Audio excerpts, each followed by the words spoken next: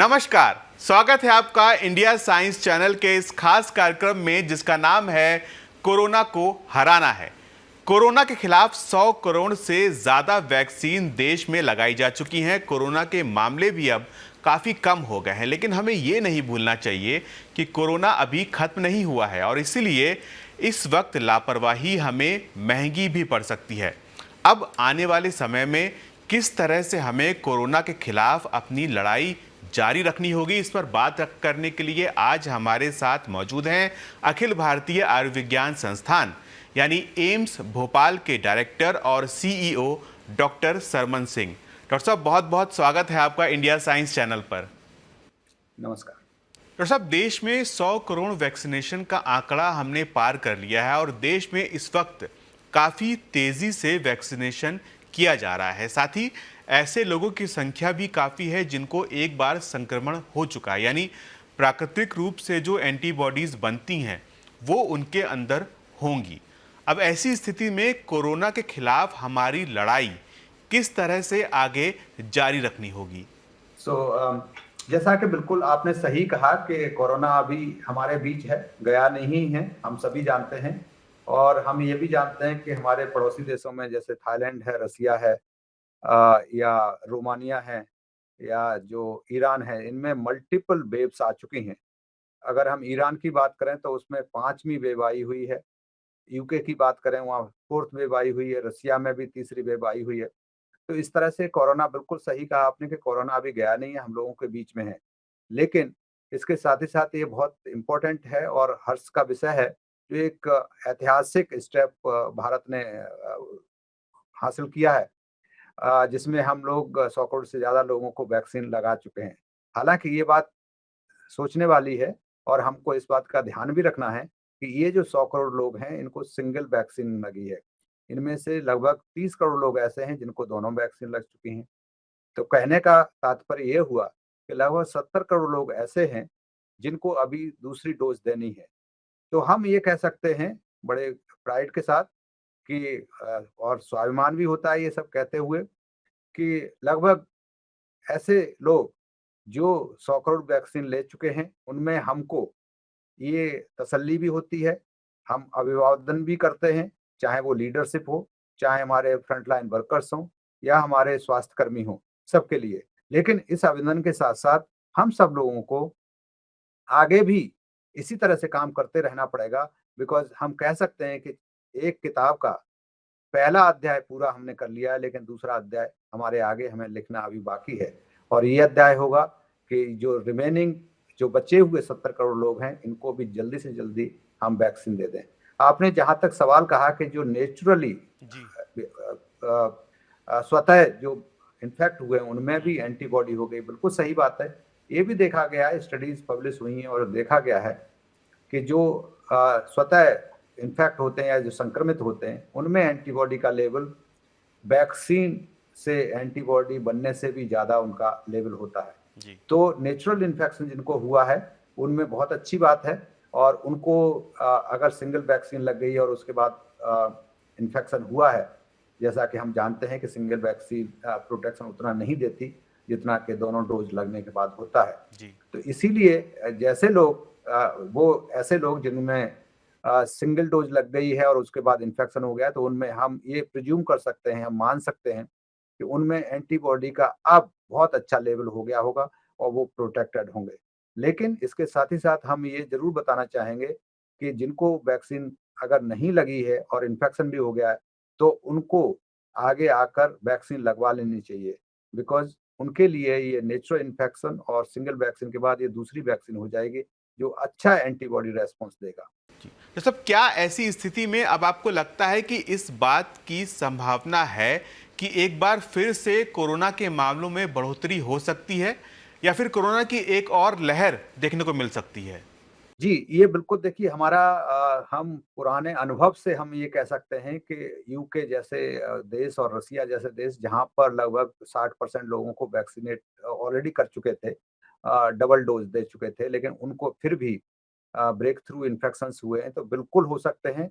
और हमको ये अभी मान के चलना चाहिए कि थर्ड वेव कभी भी आ सकती है, अगर हम ध्यान नहीं रखेंगे तो। वैक्सीनेशन इसलिए करना बहुत ज़रूरी है, जो हमने बताया कि 70 करोड़ लोग जो बचे हुए, उनको भी लगाना इसलिए आवश्यक हो जाता है कि जब दोनों वैक्सीन लगेंगी और 60% हमारी पॉपुलेशन कवर हो जाएगी, तो ही हम कह सकते हैं कि शायद उनमें हर्ड इम्यूनिटी आ गई है और देश में इतनी हमारी जैसी सिचुएशन नहीं होगी। दूसरी अच्छी चीज़ ये है कि जिन लोगों में, चाहे वो रसिया हो, ईरान हो या यूके हो, जिन लोगों में हो रहा है, तो एक एक एक सांत्वना वाली बात ये ज़रूर है कि जब भी 2 वैक्सीन जिनको लग चुकी हैं या जिनको पहले 1 वैक्सीन और 1 इन्फेक्शन हो चुका है, ऐसे लोगों में देखा गया है कि अगर इन्फेक्शन होता भी है, तो वो बहुत माइल्ड होता है और उनको शायद हॉस्पिटल जाने की ज़रूरत नहीं पड़े।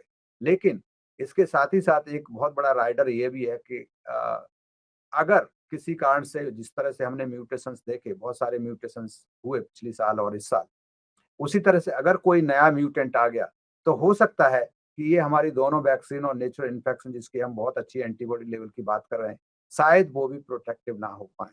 तात्पर्य पूरी बात का कहने का ये हुआ कि जब तक किसी भी देश में चाहे वो अमेरिका हो, चाहे यूके हो, चाहे दूसरा देश हो, किसी भी देश में जब तक कोरोना है, तब तक सारी दुनिया, पूरा ग्लोब इस रिस्क से अलग नहीं मान सकता अपने आप को। डॉक्टर साहब, ये त्योहारों का मौसम है, इस समय लोग एक दूसरे से मिलते हैं, बाज़ारों में भी भीड़ रहती है, जगह जगह पर समारोह होते हैं। अब लंबे समय से कोरोना की वजह से लोग घरों में हैं और अब जब मामले कम हो गए हैं तो लोग भी थोड़ा सा बेफिक्र दिखाई पड़ रहे हैं। क्या आपको लगता है कि ये समय बेफिक्र होने का है अभी? जी, बिल्कुल सही कहा आपने। थोड़ा बेफ़िक्र नहीं, काफ़ी बेफ़िक्र हो गए हैं। लोगों को लगता है कि कोरोना खत्म हो गया और जिन लोगों ने, जैसा कि हम बात कर रहे हैं, जिन्होंने दोनों वैक्सीन या एक वैक्सीन ले ली है, वो बिल्कुल सोचते हैं अब हमको कुछ नहीं होगा। कोरोना भी नहीं है और हमने वैक्सीन ले ली, तो इसलिए उनके लिए एक सावधानी वाली बात ये है कि बेशक आपने वैक्सीन ले ली हो या आपके जो एंटीबॉडी बने हुए हों, और हम जिस तरह से बात कर रहे हैं, फिर भी आपको रिस्क है और आपके साथ-साथ ये ज़्यादा इम्पोर्टेंट है कि आप इन्फेक्शन लेकर के किसी दूसरे को दे सकते हैं, जो वैक्सिनेटेड लोग हैं वो भी। तो इसलिए आपको इन्फेक्शन इतना सीरियस नहीं होगा, आपको शायद हॉस्पिटल भी नहीं जाना पड़े, आपको एसिम्प्टोमेटिक जिसके लक्षण आपको शायद पता भी नहीं चलें, लेकिन आप उसी इन्फेक्शन को अपने से किसी दूसरे को, जिसको वैक्सीन नहीं लगी हो या कोई ओल्ड एज हो, डायबिटिक हो, जो हाई रिस्क पे होते हैं, हाई रिस्क वाले लोगों को इन्फेक्शन दे सकते हैं, जिनमें कि ये सीरियस हो सकता है। कहने का मतलब अगेन ये हुआ कि चाहे बेशक आपको हॉस्पिटल या ऑक्सीजन की ज़रूरत नहीं पड़े, आईसीयू जाने की ज़रूरत नहीं पड़े, आपको इन्फेक्शन हो सकता है लगभग 25 से 30% लोगों में, और सबसे इम्पोर्टेंट बात ये है कि आप दूसरे इंसान को इन्फेक्शन दे सकते हैं। अपनी कम्युनिटी में अपने बच्चों को दे सकते हैं, अपने बुजुर्ग माँ-बाप को दे सकते हैं। उनको इन्फेक्शन हो सकता है, वो सीरियस भी हो सकता है। तो इसलिए ये बहुत आवश्यक है कि जैसा आपने बिल्कुल सही कहा कि त्योहारों का मौसम है और लोग बढ़-चढ़ कर इसमें मार्केटिंग कर रहे हैं, बाज़ार जा रहे हैं, एन्जॉयमेंट के लिए, एंटरटेनमेंट के लिए सारी चीज़ें कर रहे हैं। वो सब करना चाहिए। हम समझ सकते हैं कि लगभग 17-18 महीने से लोग घरों में हैं, थोड़ा-सा फटीग आ जाती है डिसिप्लिन में, लेकिन उसके साथ ही साथ ये है कि आप दोनों चीज़ें बैलेंसिंग कर सकते हैं। आप मार्केट भी जाइए, लेकिन कोशिश करें कि घर के परिवार के सारे लोग ना जाएँ। अगर शॉपिंग करनी है तो एक आदमी चला जाए, या कोशिश करें ऑनलाइन शॉपिंग करें, या कंपैरेटिवली जब भी जाएँ तो ऐसे अपना मार्केट में इस तरह से जा सकते हैं जिससे कि भीड़ जब नहीं होती हो, पूरे दिन में डिस्ट्रीब्यूट करें।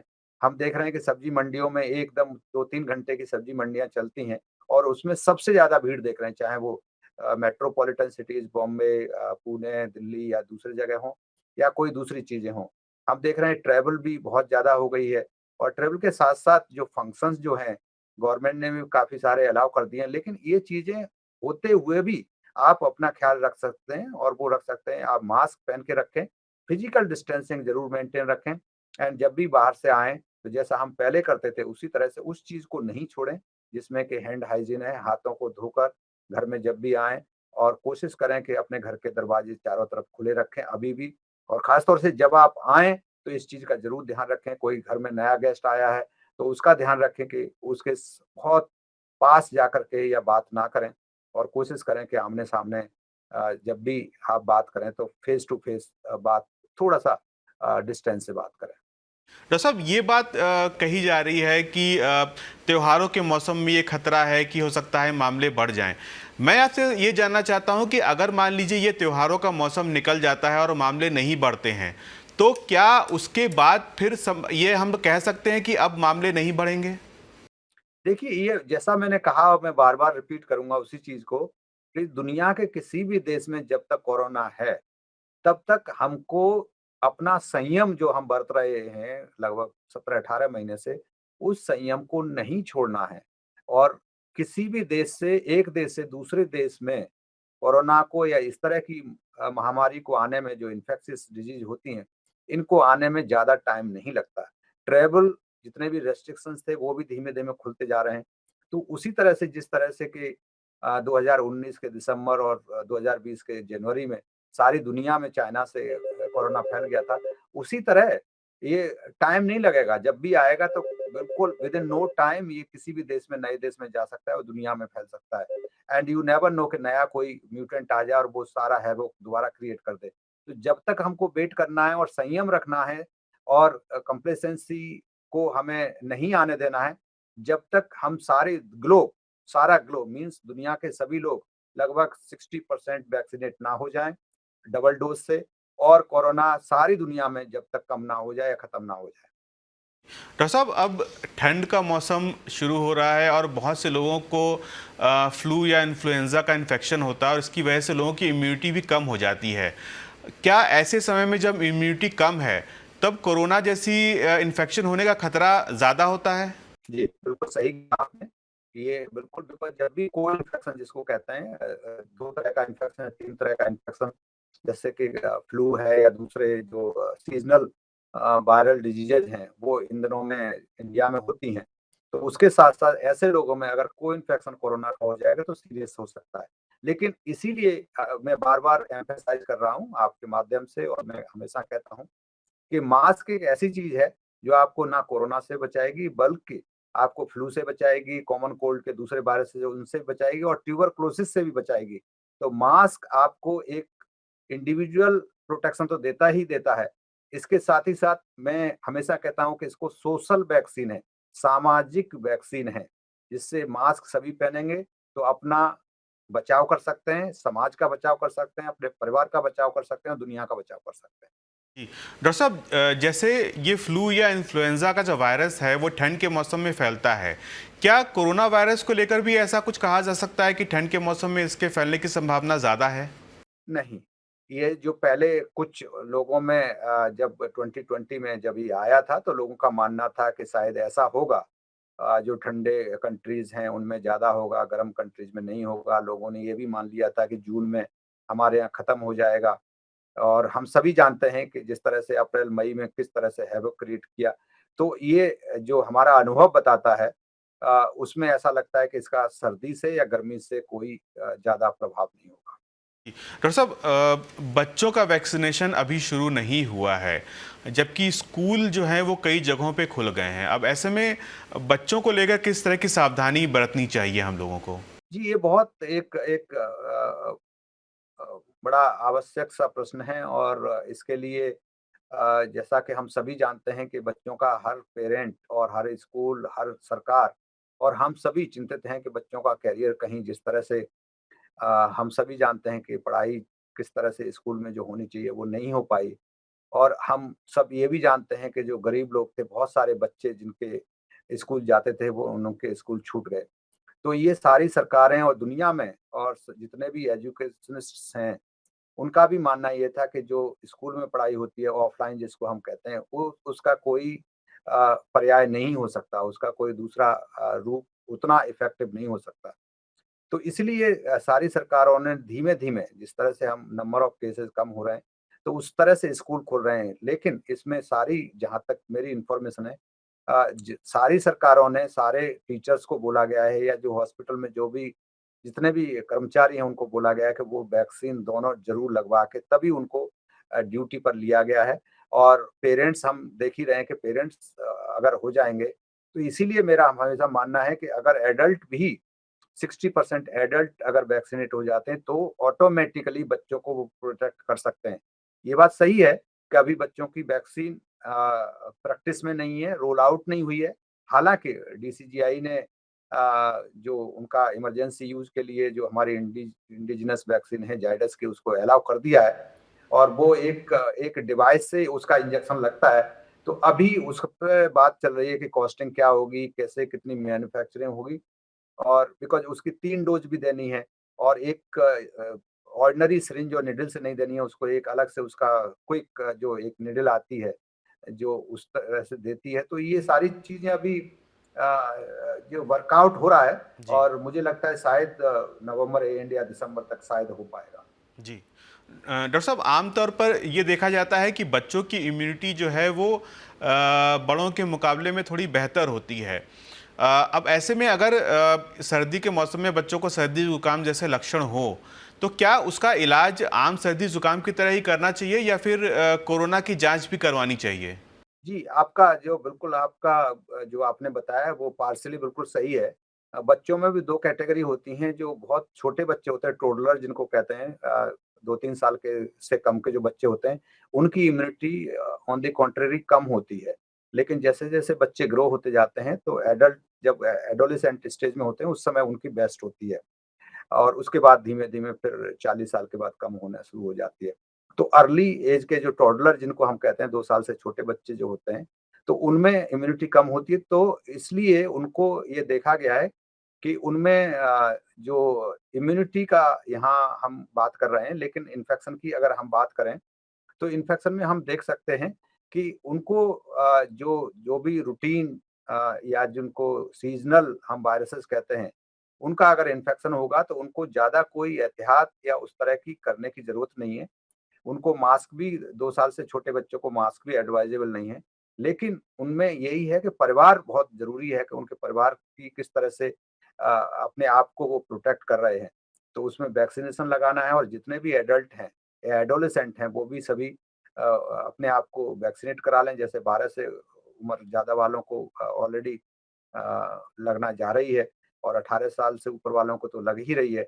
तो वो अपने आप को वैक्सीनेट करा लें प्लस वो सारा अगर कहीं घर से बाहर बच्चे को ले जा रहे हैं, तो वो उस तरह से अपने आप को प्रोटेक्ट करके ज़रूर रखें और बच्चे को फिजिकल डिस्टेंस ज़रूर रखें। आपस में मिक्स अप ना होने दें और अगर कोई इस तरह से सीज़नल जिस तरह से जुकाम-बुखार हो जाता है, तो उसकी ज़्यादा चिंता करने की ज़रूरत नहीं। यूजुअली जो रूटीन जिस तरह से होता है, उस तरह से ही रखें लेकिन अपने डॉक्टर से ज़रूर उसका चेकअप करा लें। अगर लंग्स में कुछ इस तरह से हो रहा है या जो बच्चे को खाँसी-जुकाम ठीक नहीं हो रहा है और फ़ीवर भी ज़्यादा हो रहा है, तो डॉक्टर से पीडियाट्रिशियन से अपने से ज़रूर चेकअप करा लें और हो सकता है वो एडवाइस करें कि कोरोना का हिस्ट्री भी देखनी पड़ती है, बहुत कुछ देखना पड़ता है। तो एक्सपोज़र की हिस्ट्री वगैरह जो भी आपके जो शिशु रोग विशेषज्ञ होंगे, वो आपको देखेंगे और देखने के बाद और सारा आपको एडवाइस करेंगे कि उनको कोरोना के टेस्ट की ज़रूरत है या नहीं है। डॉक्टर साहब, हम लोग ये जानते हैं कि बुजुर्गों को संक्रमण का खतरा ज़्यादा होता है। अब त्योहार के वक्त में बुजुर्गों का हमें किस तरह से ख्याल रखना चाहिए?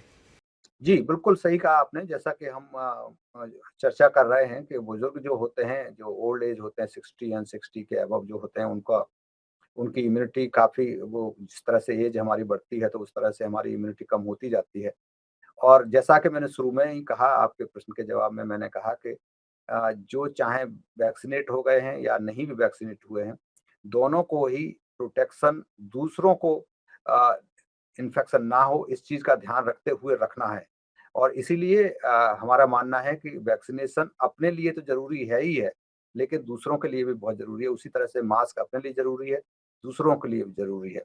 क्योंकि ये इन्फेक्शियस डिज़ीज़ होती हैं, तो जितने भी संक्रामक रोग होते हैं वो खुद जिसको इन्फेक्शन हुआ उसको तो हार्म करते ही करते हैं, लेकिन उसके माध्यम से दूसरे लोगों में भी फैलते हैं। तो इसलिए ये बहुत ज़रूरी है कि जल्दी से जल्दी इस इन्फेक्शन की चेन टूटे और चेन नहीं बन पाए। और उसके लिए ये आवश्यक हो जाता है कि जितने भी एडल्ट हैं उस घर में या जो ओल्ड एज हैं, उनको सबको वैक्सीन लगी हो। और जो ओल्ड एज के लोग हैं, अगर कभी एक्सपोज़र होता है जब या भीड़ वाली जगह पर जाना पड़ जाता है, कोशिश करें कि ना जाएँ लेकिन हो जाए तो मास्क ज़रूर लगा के रखें। और उनकी इम्यूनिटी के लिए जो भी हाई प्रोटीन डाइट उस तरह की चीज़ें दें और कोशिश करें कि जो कार्बोहाइड्रेट डाइट कम से कम दें उनको। तो उससे इम्यूनिटी बढ़ेगी और बाकी जो जितने भी साधन होते हैं, विटामिन वगैरह प्रोफाइलैक्टिक जो लेना चाहें अपने डॉक्टर से बात करके लें, लेकिन एंटीबायोटिक या और कोई दूसरी चीज़ देने की ज़रूरत नहीं उनको। जी डॉक्टर साहब, एक आखिरी सवाल, बूस्टर डोज की बात इस समय काफ़ी लोग कर रहे हैं। क्या अभी हम लोगों को बूस्टर डोज की ज़रूरत है अभी, या फिर अभी फिलहाल जो वैक्सीनेशन पूरे देश का होना है वो ज़्यादा अहम है, या फिर अभी आपको लगता है कि बूस्टर डोज की ज़रूरत पड़ेगी लोगों को?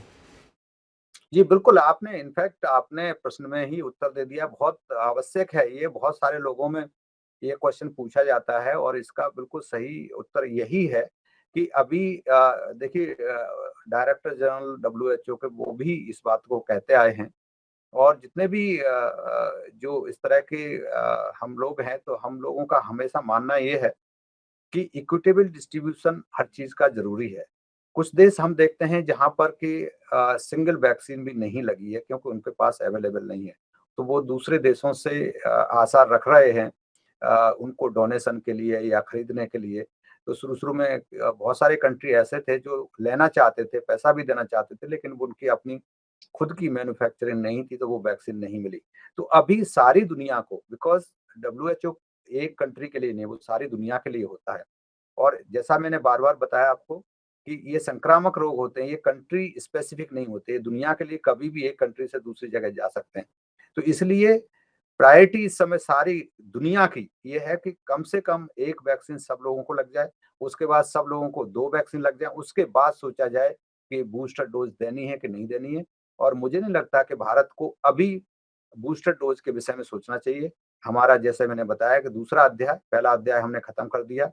दूसरा हमारा चैप्टर जो शुरू होने वाला है उसमें यही है कि 70 करोड़ लोग लगभग जो अभी बचे हैं जिनको सिंगल डोज़ लगी है, दूसरी डोज़ नहीं लग पाई है, उनको हम उनके साथ संवाद करें और उनको प्रमोट करें कि वो आएँ वैक्सीन सेंटर पे और वो वैक्सीन जल्दी से जल्द लगवाएँ। तो ये प्रायोरिटी देश की है और होनी भी चाहिए।